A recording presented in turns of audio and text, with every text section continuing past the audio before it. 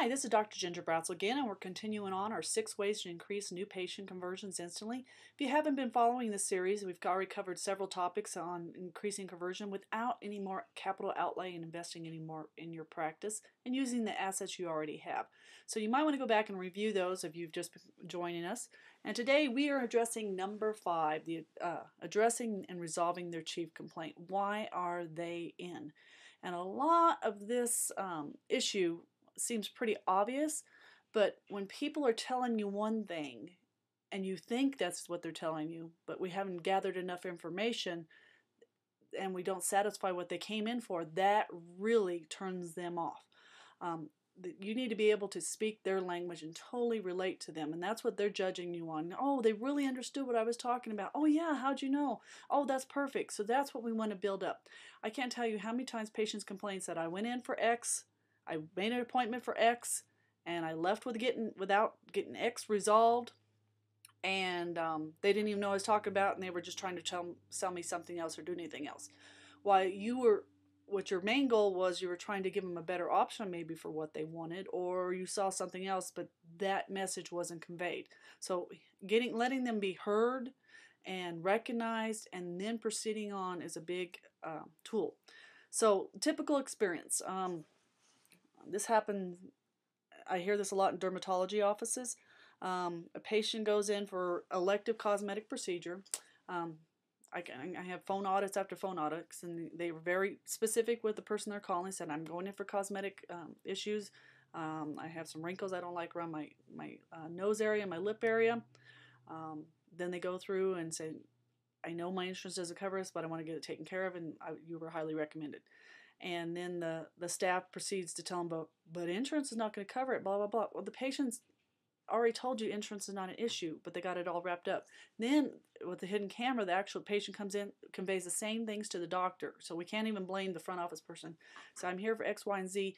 And the doctor said, well, insurance is not going to cover that. The patient's already said, I want these procedures. Insurance is not a deal. So get the baggage and get out of your head and get into what the patient's trying to tell you. These hidden cameras are horrific to see.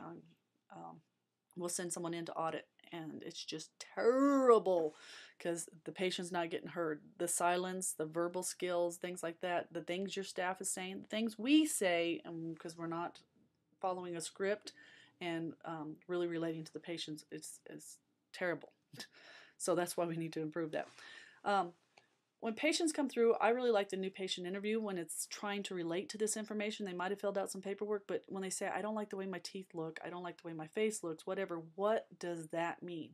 And they'll start being more specific. And if you need them to be more specific, as we said on another recording, they always say, tell me more. And if you still don't understand, I'd like to hear some more. What does ugly mean to you? Or I don't like the way it looks. What does that mean to you?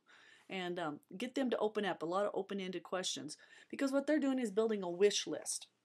And from there, you can build possibilities to satisfy what they are talking about. You're finally getting into their head and hearing what they're saying. They all did not go to medical school. They did not go to dental school. They do not know our terminology, so we can understand them. This is a staff interview. This is not a lot of doctor time, and the staff needs to be really compassionate and empathetic as they're taking this information down and building that list, and then they'll hand it off to the doctor. That handoff is very, very important because it gives us the most valuable resource we need, the information. Doctors' time is very precious, and that's why we have a staff person doing this. I hear from offices all the time, we don't have the time to do this. I don't have enough staff to do this. We can't sit there and listen to people forever. My answer to you, and I'm saying this slow, is you need more staff if that is the case. If you do not have time to take a proper history and do a fantastic new patient interview to wow people, what is that staff person really costing you? You're trying to keep overhead low. They are costing you a ton because you could be doing more treatments for your patients if someone would sit there and find out what they wanted and make that connection. So once that staff person does that interview, they would go back and reiterate it in the patient's words from what they got from the interview in front of the patient to the doctor, so there's no misunderstanding. If you do it out in the hall, then the doctor comes in, well, Mary said that you want X, Y, and Z and blah, blah, blah. That's might not be the case. The patient can interject and maybe give some more details at that time, but the handoff is always in front of the patient, so they know that everyone is on the same team and you're there for them.